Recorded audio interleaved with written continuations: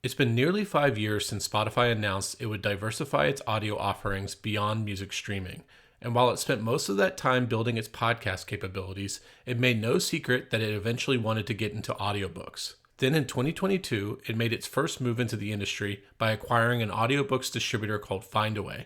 Later that year, it launched the ability to purchase audiobooks through Spotify. And then finally, in late 2023, it rolled out audiobook streaming as part of its paid subscription. There's been one group that's watched these developments closely: audiobook authors. They're understandably nervous about how Spotify's bundled offering will affect their own income, and many are deeply skeptical of the company's intentions. So will Spotify's audiobook streaming be good for authors? That's a question I put to Jane Friedman, the writer behind the publishing industry newsletter The Hot Sheet.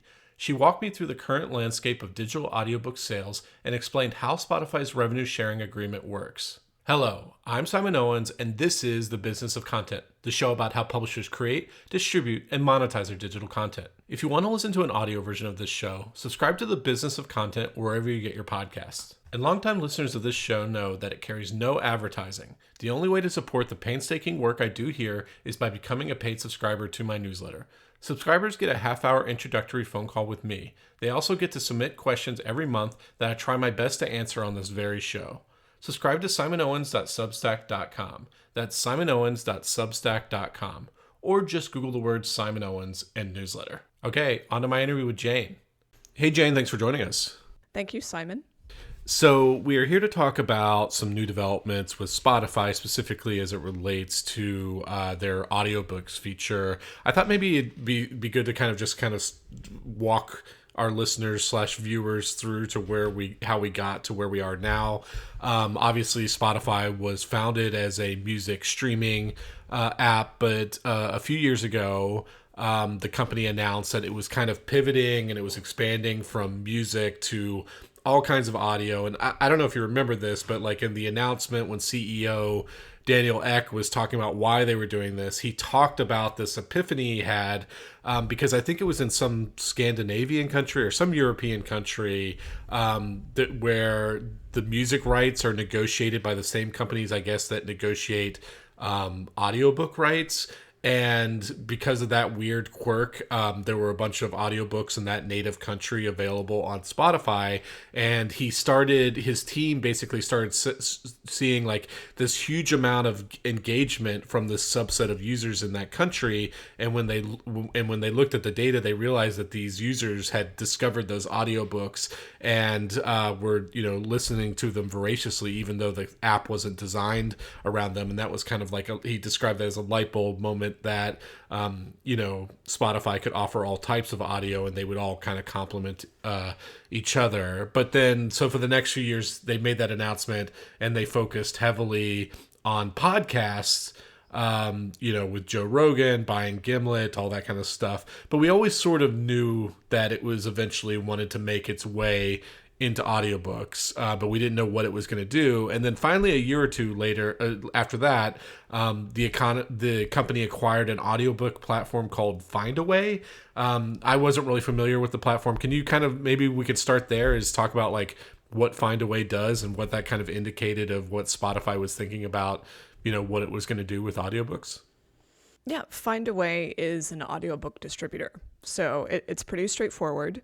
They do have a subsidiary or like a branch called Findaway Voices, which I personally am most familiar with because that's the branch that self-publishing authors use to distribute their audiobooks to the market.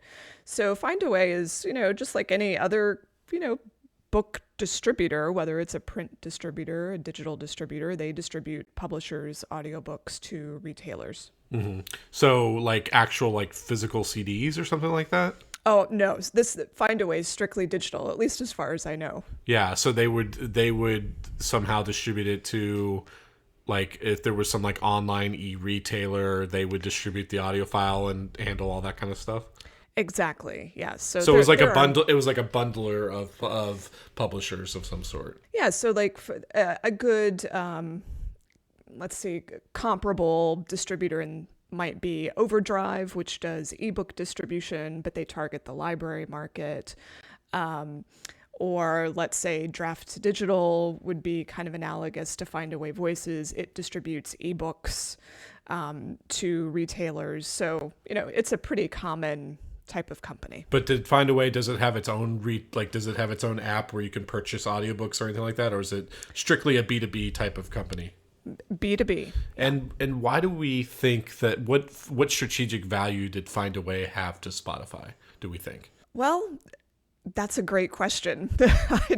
I wasn't expecting that acquisition necessarily, but we have seen what I would call kind of like the audiobook wars, especially in the United States market, which is very different from Scandinavia, which we'll likely touch on. There's Audible, Apple, Spotify, and they're all kind of jockeying for position. And so and there's also Storytel, which is pretty much, known throughout the rest of the globe, but isn't particularly well known in the US because it doesn't have a foothold in the US. So I imagine, that Spotify is looking for its own foothold in the US market, and Findaway Voices and Findaway, both of those companies gave them that. I mean, like Spotify famously courted all the major music labels before it launched, and even gave equity, I think, to all those major labels to like kind of, because obviously this was a new experiment for them, and it kind of made peace with them and made more comfortable with them putting their entire libraries on it. Was like Findaway, was that like Spotify just buying the relationships with publishers in some ways so that it could then begin negotiating the what came later, basically? I'm sure that made it much easier. Yes. Yeah. Okay, so it wasn't really buying any like specific tech. It seems like probably. It doesn't seem that way to me, because I never saw Findaway as some specialized. It didn't have any pixie dust that maybe other distributors didn't have. Yeah. And then the next step, in its audiobook journey, which I thought at the time was pretty lame, is it made this announcement that it was going to start allowing users to purchase and download individual audiobooks, right? Like it wasn't like, I was thinking like, it was going to pull it into the bundle, which it eventually did, which we're going to talk about, but it was a pretty small step into the audiobook market, right? And tell me about that. Yeah, so when I saw that announcement, it was kind of like, okay, so what? It's not like it was offering any better prices, and publishers are happy for anyone to sell their audiobooks at full price. So it wasn't changing the paradigm of audiobooks. No. In fact, it was actually even probably more underwhelming because if I remember correctly, in order to get around the App Store fees, it had this convoluted process that you actually had to leave the Spotify app and then purchase the book and then go back onto the Spotify app. And I think like Apple even blocked it based on that or something like that. So it was a pretty bad product to start out with. Yeah. And I mean, to be maybe somewhat gracious to Spotify, that's kind of common in the book industry. Like book consumers are kind of used to that runaround because everyone wants to avoid the 30% fee. Yeah. And I'm guessing, talking to your sources in the publishing space, you weren't hearing that this was moving the needle at all in terms of sales or anything like that. No, I mean, again, publishers enjoy having their books appear in more places. I don't know what kind of the accidental discovery might have been in the Spotify environment, but I certainly wasn't hearing anyone saying, oh my goodness, this is a game changer. Yeah.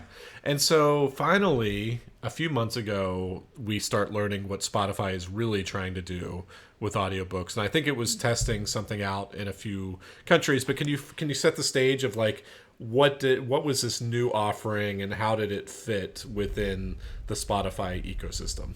Everyone knew what Spotify wanted, to be clear. It was from where you started this story, everyone knew that's where Spotify wanted to end up. Certainly as someone inside the publishing industry, my big question was, how are they going to get there? Because publishers have historically been very resistant to having any of their books, whether it's an ebook or a digital audiobook, available in a subscription-based service, especially in the United States market. Sorry, maybe we should use that as a tangent, is like, there really aren't, other than Kindle Select, there really aren't many true subscription bundled products, right? That's true. So in the United States, we have, the closest you're going to get is Everand, which people might know better as Scribd, which has been around a very long time, and they began with primarily documents, so PDFs and ebooks, and then started doing audiobooks. And they've been quite successful, but I don't think what people realize about that service is that there are hidden limits on what you can consume. So even though consumers are getting this one price for all you can read or listen to, if you read or listen to enough, you're going to get offered over time before the month turns over, like the classics that they don't have to pay for. Yeah, so they're like the latest bestsellers are going to suddenly start disappearing from your library or your options or something like that. Yeah. Right. And then the other service that you mentioned, Amazon's Kindle, they do have something called Kindle Unlimited, which is ebook only. It does not include digital audio. And large publishers have not been enthusiastic about putting their ebooks in that service for a whole host of reasons, mainly that it's Amazon.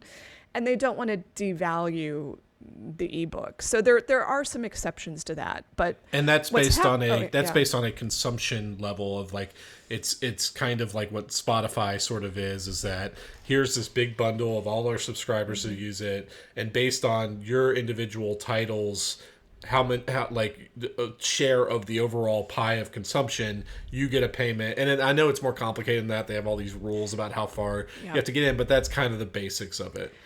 Yeah, the belief is that system works on two tiers. There's a tier for the authors who all participate in this pooling system where you get a percentage of the pool, and it's all like very like smoke and mirrors. You never know what the pool's going to be until after the month is ended. You don't know how it's going to be divvied up. You don't know what you're going to earn per page. It's a moving target.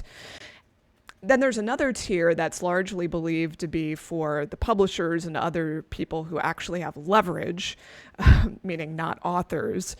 And I don't have any evidence, but it's widely believed that when publishers do participate in that, they're getting paid in a different manner, not part of that pool. That's something like once the reader reaches a certain percentage, you're going to get a very set payout. So it's much more predictable. Yeah. And on the whole, obviously there's always going to be complaints, but like self-published authors are largely happy with that. They play by its rules, so they must be somewhat happy because there's all sorts of rules that you can't be on other platforms simultaneously and stuff like that. It's like some are making a good living with it. Exactly. So the catch here is that if you are in that system as an author, you cannot distribute your ebook anywhere else.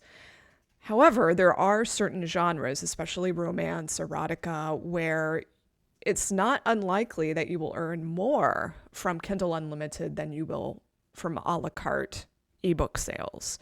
But over time, there's certainly been a decrease in the amount that gets paid out on a per page basis. And I have to imagine, like behind the scenes at Amazon, there's a lot of pressure to keep that per page rate at something considered acceptable, because authors have left the service once they become more established.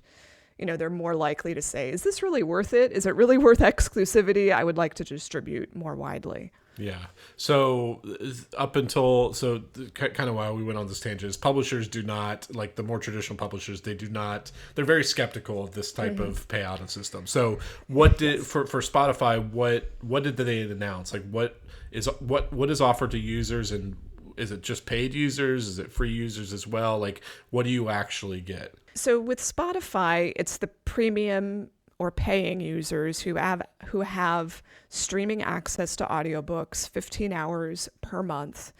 And if you want to listen to more than that, you're going to have to buy this top off package.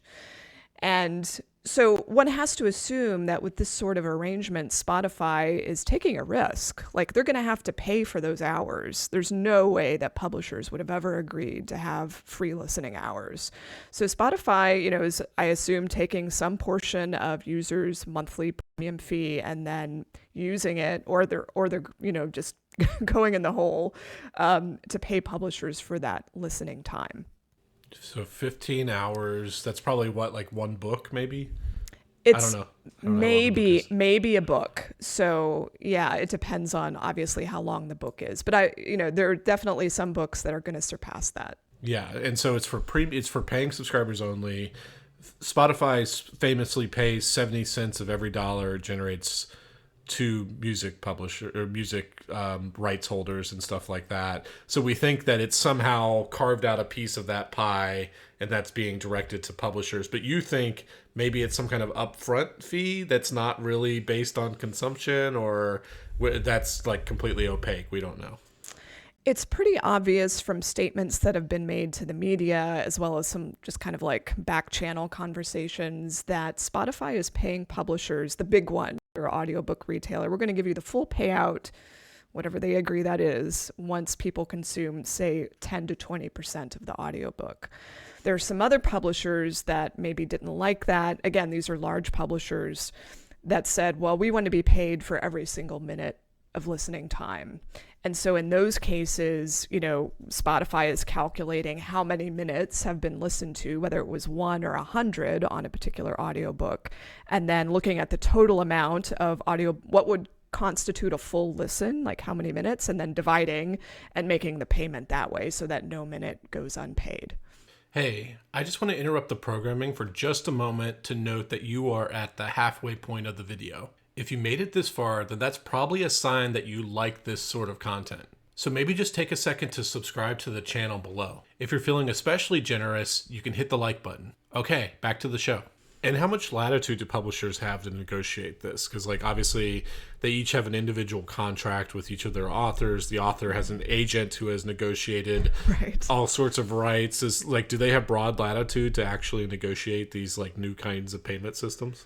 Well, it's a fascinating question, because there are certainly some agents who have been very hard-nosed about this specific issue, about digital books being in subscription services, whether it's ebook or audiobook. And everyone, this is not a new issue. For years, there's been a lot of fear and anxiety about books being in these subscription services. There are horror stories about authors being in earlier versions of subscription services that are no longer around and getting paid pennies.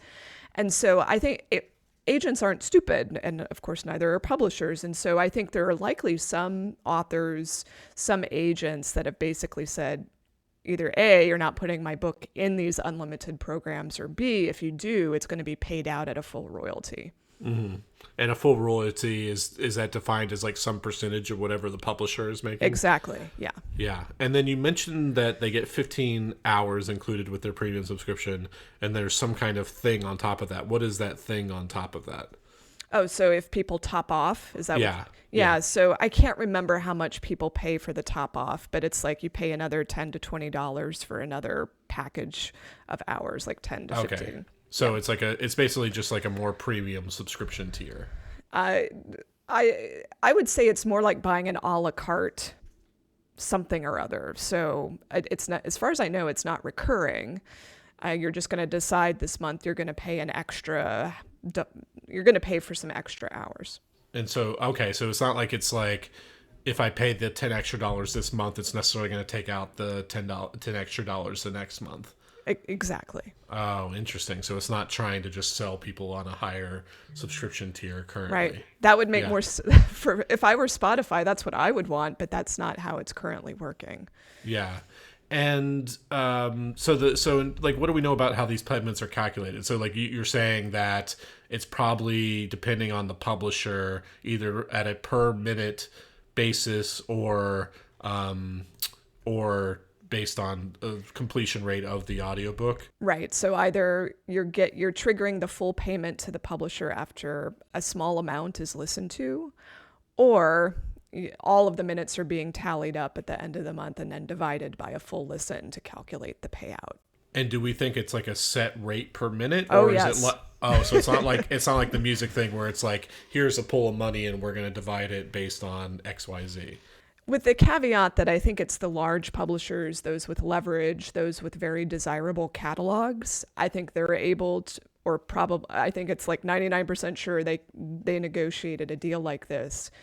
And then there are smaller publishers that maybe didn't have the leverage, or were happy to experiment and try the pooling model that you just described. And what about self-published authors who have, their own audiobooks? Do they have access to this bundle? They do, and that's through Findaway Voices, which Spotify owns. And so if they choose to have their audiobook in this program, they're going to get paid on the pooling model as well. But they can also just sell their audiobooks a la carte, like in the first iteration of Spotify's offering. Yeah, so it's just like with music publisher or independent music artists, they use I think a platform, I think it's called DistroKid or something like that, to distribute on all the streaming services. And for Spotify, it's also it's not like you could upload directly to Spotify. Right. You need to go through a third party distributor. Exactly. And I guess that's just like to make payments easier or something like that.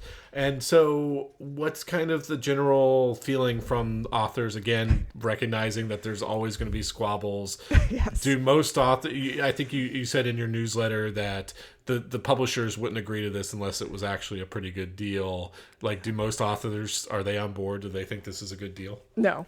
No. Oh, really? Okay. They're scared, anxious, fearful. And I think part of that is because Spotify does not have a great reputation with creators.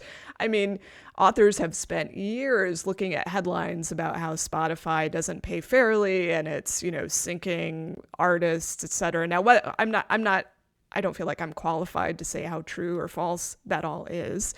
But, when you see, your song just got streamed and you got 1/100th of a penny. Authors have been reading this for so long, they assume they are going to be treated in exactly the same manner.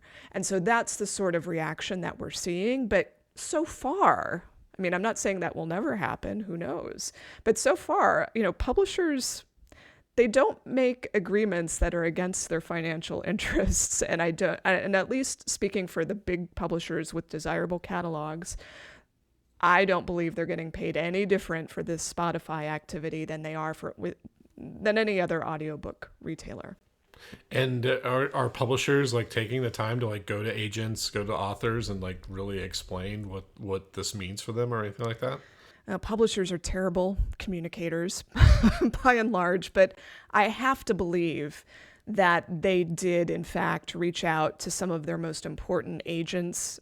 So they're going to have valued relationships with agencies, with certain authors, and I am confident that they had their legal team look at it, they had those conversations with certain agencies, and that they did their due diligence here. Because otherwise, you would see the agents coming out and saying, absolutely not. There would be huge pushback from the agent community, and we're just not seeing that. So what is the market opportunity for Spotify here? Like, we keep on hearing that like audiobooks are like the fastest growing sector within the book market. I think it's like, last time I looked, it's like a couple $1 billion a year in revenue. Is there like a big opportunity here? It depends on who you ask. So for years, especially in Europe, where there's a different model of audiobook listening, people have argued that the US market and US publishers especially are missing out on a whole audience of listeners who are not willing to do kind of the credit model or, with the a la carte model, which is quite expensive, by the way. I mean, to buy an audiobook a la carte, we're talking about $15 to $30 per pop. And so you're only going to choose to buy something that you feel confident about, that feels credit worthy, that's a long book, that's worth the money.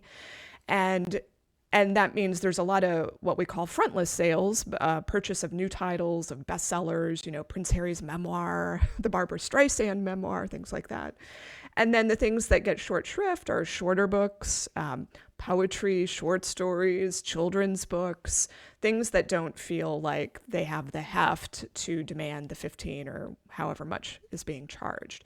So with the streaming model, and I'm sure this is what Spotify is thinking, it's less risk for the listener. You can try a lot of new things. If you find out you don't like this, you can just switch to something else. And that is, in fact, really hard to do in the U.S. market. So I think from that perspective, sure. But is the way that Spotify is offering it with these 15 hours, is that going to crack the nut? I have no idea. Yeah. And, obviously Spotify is famous for being one of the few music services with an free advertising tier. It's really doubled down on its ad tech. And that's where it sees, I think, a huge market opportunity, since so much of its subscription revenue is going to like music publishers and stuff like that. That's why it went into podcasts first, because it saw like a huge advertising opportunity. Because famously, its podcasts are not subjected to its ad-free policies that it has for music, even for paying subscribers. I'm sure you're aware of some startups that have tried to introduce advertising into book publishing. I'm not aware of them. I don't think there's any big mainstream attempts on this. But like, do you think there's an opportunity for, really good ad tech to be inserted into audiobooks and in some ways subsidize them in some way? Are authors talking about this at all? Or do they hate the idea? Like, what's the kind of feeling about audio, like ads being injected into an audiobook? The innovators and the people who are really invested in this market do see that as a potential innovation, something that could help. But by and large, you'll find that authors and publishers do not really enjoy or advocate for this idea.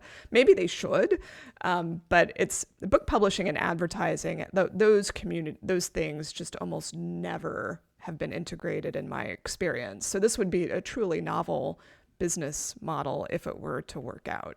Yeah. And then the other opportunity, I guess, is like Spotify is also creating video like accompaniment of its podcast, and maybe music too. I don't know. And obviously ebooks are a huge market.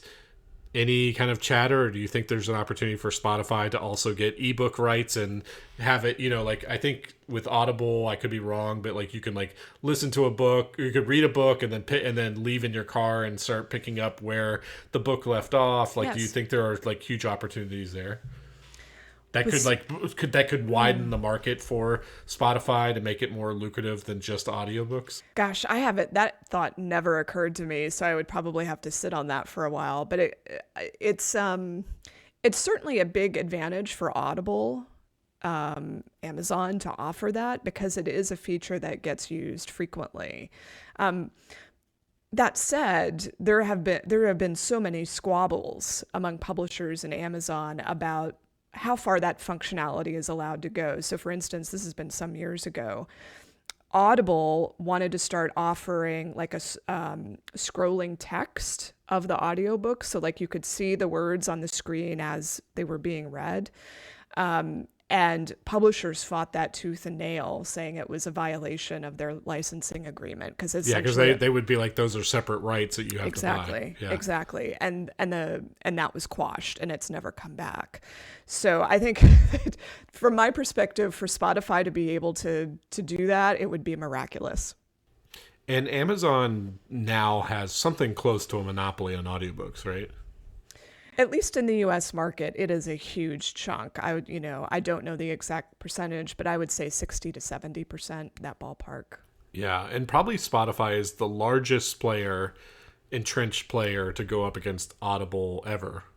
Would you say? I mean, I guess iBooks on Amazon are another, or on Apple are another example. But in terms of like probably the biggest chance of knocking that monopoly out of orbit. Right. In terms of user base, there's no question. I mean, Spotify just has so many people who use it, and you don't see that with Apple, Google. There's also Libro FM and a few other players, but not the size of Spotify.